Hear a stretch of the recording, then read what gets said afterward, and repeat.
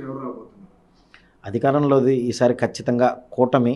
నెల్లూరు నగరం ఆంధ్ర రాష్ట్రంలో ఏ కూటమి అయితే ఏర్పడిందో ఆ కూటమే ఈసారి పీఠం సాధించబోతుందండి.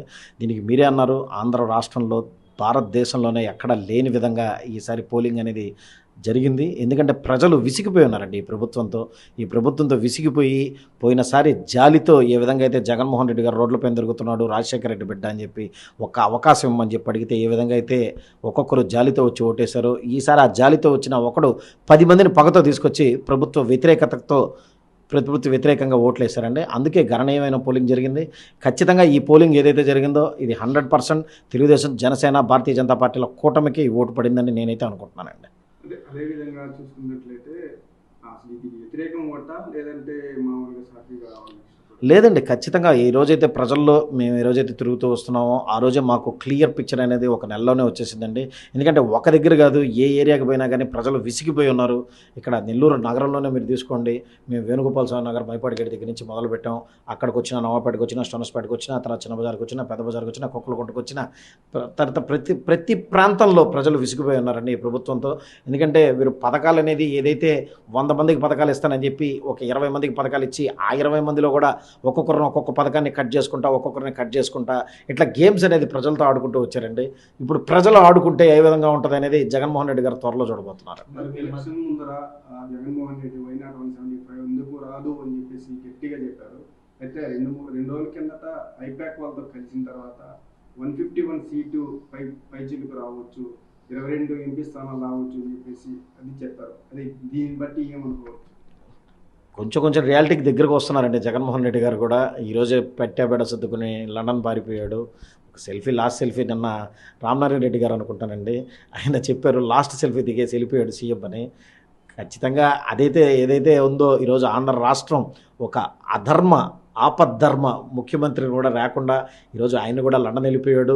ఈరోజు రాష్ట్రంలో పరిస్థితి ఏంటంటే ఆయన గమనిస్తున్నారండి. ఎందుకంటే 175 అని చెప్పి బీరాల మాటలు పలికి, జంబాల మాటలు పలికి ప్రజల్ని ఒక ట్రాన్స్లోకి తీసుకెళ్ళాడండి. ఈరోజు ప్రజలు ఆయన ట్రాన్స్లో లేరు. ప్రజలు బయటకు వచ్చేసి స్పష్టంగా వాళ్ళకి ఏమైతే నువ్వు 10,000 రూపాయలు అనేది చేతిలో పెట్టి 25,000 రూపాయలు అనేది చేతిలోంచి తీసుకెళ్ళిపోతున్నావో అనేది స్పష్టంగా క్లియర్గా అర్థమైపోయిందండి. అందుకే ప్రజలు గణనీయంగా వేరు దేశాల్లోంచో పక్క రాష్ట్రాల్లోంచి కూడా అక్కడ వృత్తిరీత్యా ఉన్న వాళ్ళు కూడా ఓటు వేసేదానికోసం మాత్రమే ఈరోజు వారి స్వస్థలాల్లో ఆంధ్రప్రదేశ్కి వచ్చి గణనీయంగా ఓట్లేసి ప్రభుత్వం మీద ఉన్న పగని వాళ్ళు స్పష్టం చేస్తున్నారు. రానున్న రోజుల్లో కనీసం ఒక 3 పదులు కూడా దాటకుండా ఉంటుందని చెప్పి నేను అనుకుంటున్నానండి. అంటే మేము జనాల్లో తిరిగితే మాకు అర్థమైంది. మరి పిఠాపురంలో చూసినట్లయితే వాళ్ళు వైఎస్ఆర్సీపీ వాళ్ళు హైయెస్ట్ మెజారిటీ వాళ్ళకి పిఠాపురం నుంచి వస్తుంది, వంగా గీత గారిని డిప్యూటీ సీఎంగా చేయబోతున్నామని జగన్ గారు అనౌన్స్ చేశారు. మరి పిఠాపురంలో చూస్తే పవన్ కళ్యాణ్ గారు మీ అధ్యక్షులు అక్కడి నుంచి పోటీ చేశారు. మరి ఈ మేరకు అది ఏది వాస్తవం జరుగుతుందంటారు? పకటికల్లో ఏదో అంటున్నారండి జగన్మోహన్ రెడ్డి గారు. ఎందుకంటే ఆయన 5 సంవత్సరాల నుంచి సీఎం అయిన తర్వాత జనాలకి దగ్గరగా కూడా లేరు. ఆయన ఏదో ఇంట్లో కూర్చొని బయట ఈ సజ్జల రామకృష్ణారెడ్డి గారు, విజయసాయిరెడ్డి గారు లేకపోతే ఇటువంటి వ్యక్తులతో ప్రభుత్వాన్ని రన్ చేసిన వ్యక్తికి ప్రజల్లో ఉన్న కష్టాలు ఎటువంటివి తెలుస్తాయి. అదేవిధంగా పవన్ కళ్యాణ్ గారు ఈ రోజైతే ఆయన విలాసాలను వదిలేసి ఆయన ఆయన సినిమా జీవితాన్ని, ఎందుకంటే ఒక ఉన్నతమైన స్థానంలో ఉన్నారండి. ఈరోజు పవన్ కళ్యాణ్ గారు సంపాదించుకోవాల్సింది కూడా ఏం లేదండి. ఎందుకంటే ఆయన ఖచ్చితంగా ఒక సినిమా చేసినా, ఒక యాడ్ చేసినా కొన్ని కోట్ల రూపాయలు అనేది ఆయనకు వస్తుంది. ఆయన ఒక్కడే చేసుకోవాలి, ఆయన ఒక్కడే బాగుండాలనుకుంటే ఎప్పుడూ ఉండేవాళ్ళు. కానీ ఆయన ప్రజల కోసం కష్టపడ్డాడు. ఆ కష్టాన్ని ఈసారి ప్రజలు గుర్తించారండి. ఖచ్చితంగా ఏదంటే పవన్ కళ్యాణ్ గారు ఈరోజైతే రాజకీయంలోకి వచ్చారో నేను ఈ రోజు కోసం కాదు, రాబోయే 25 ఏళ్ల కోసం, నెక్స్ట్ తరం కోసం నేను రాజకీయం చేస్తున్నాను అని చెప్పారు. అదేవిధంగా 10 సంవత్సరాలు దాటినా ఈరోజు ప్రజలు కనీసం మాకు ఒక్క ఎమ్మెల్యేని కూడా లేదండి, వచ్చిన ఒక్క ఎమ్మెల్యేని కూడా జగన్మోహన్ రెడ్డి లాక్కెళ్ళిపోయాడు. అటువంటి పరిస్థితుల్లో కూడా ఒక పార్టీని రన్ చేసి ఈ రోజుకి పార్టీ తరఫున ఈరోజు ఒక గౌరవప్రదమైన స్థానాల్లో మేము పోటీ చేసి, అదేవిధంగా మిగతా దగ్గరలంతా భారతీయ జనతా పార్టీ, తెలుగుదేశం పార్టీలకి మద్దతు ఇచ్చి ఆడైతే ముందరకు వచ్చాం. ఖచ్చితంగా రానున్న రోజుల్లో పిఠాపురంలో కానీ ఆంధ్రప్రదేశ్లో కానీ పవన్ కళ్యాణ్ గారి మార్క్ 100% ఈసారి జనాలు చూడబోతున్నారు. రానున్న రోజులు ఎందుకంటే ఇంకా 15 రోజులు ఖచ్చితంగా పీఠం మాదే, ఖచ్చితంగా కూటమిదే పీఠం.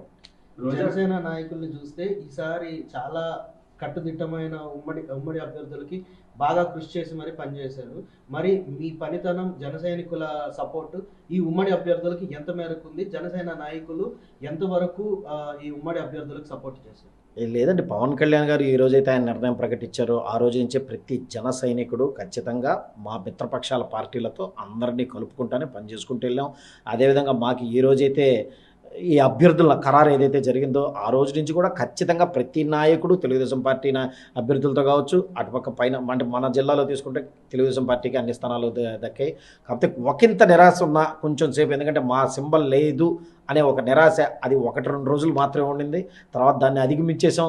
తర్వాత నాయకులతో కలిసి పనిచేసాం. ఎందుకంటే నెల్లూరు జిల్లాలో ఈరోజు మనం తీసుకున్నట్లయితే ఆషామాషి వ్యక్తులు ఎవరు తెలుగుదేశం పార్టీ తరఫున పోటీ చేయలేదు. మనం నగరంలో తీసుకున్నా, రూరల్లో తీసుకున్నా, ఎంపీ అభ్యర్థి తీసుకున్నా, ఆత్మకూరులో తీసుకున్నా, కొవ్వూరులో తీసుకున్నా, మీరు ఏ ప్రాంతంలో తీసుకున్నా ఖచ్చితంగా ప్రజలకి దగ్గరగా ఉన్నవాళ్ళు, ప్రజలకు ఉపయోగపడిన వాళ్ళు, ప్రజలకు మేలు చేసిన వారే ఈరోజు పోటీ చేశారు.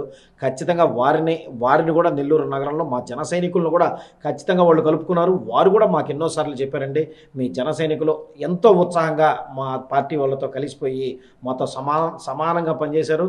మేము ఎప్పటికీ మీ రుణం మేము తీర్చుకోము. 100% మాతో పాటు కలిసి ప్రయాణం చేస్తాం.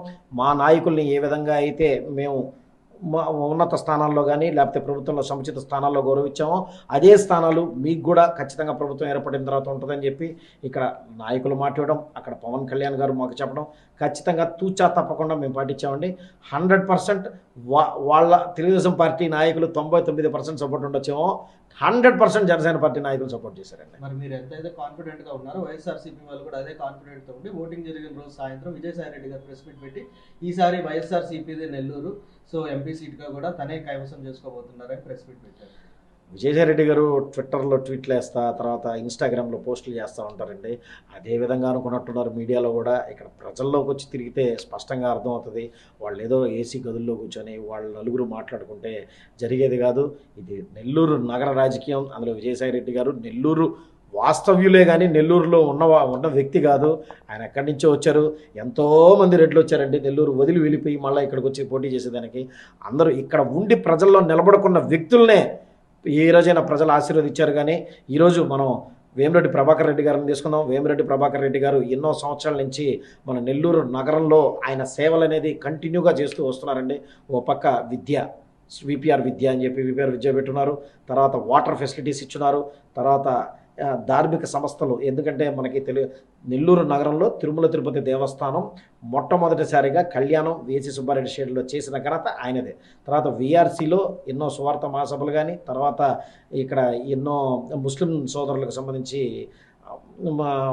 వాళ్ళ సంబంధించిన కార్యక్రమాలు కానీ అన్నీ ఖచ్చితంగా అందరికీ ఉపయోగపడుతూ వచ్చిన వ్యక్తి వేమిరెడ్డి ప్రభాకర్ రెడ్డి గారు.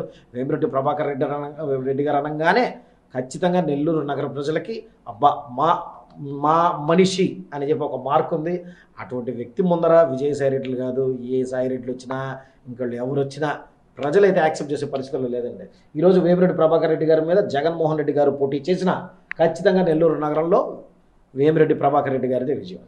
కోవూరులో మనం చూసినట్లయితే ప్రసన్న కుమార్ రెడ్డి మీద ఇన్నిసార్లు గెలిచిన ఎమ్మెల్యేగా ఒక మహిళా నాయకురాలుగా వేమిరెడ్డి ప్రశాంత్ రెడ్డి గారు పోటీ చేశారు. తీవ్ర విమర్శలు కూడా ఎదుర్కొన్నారు.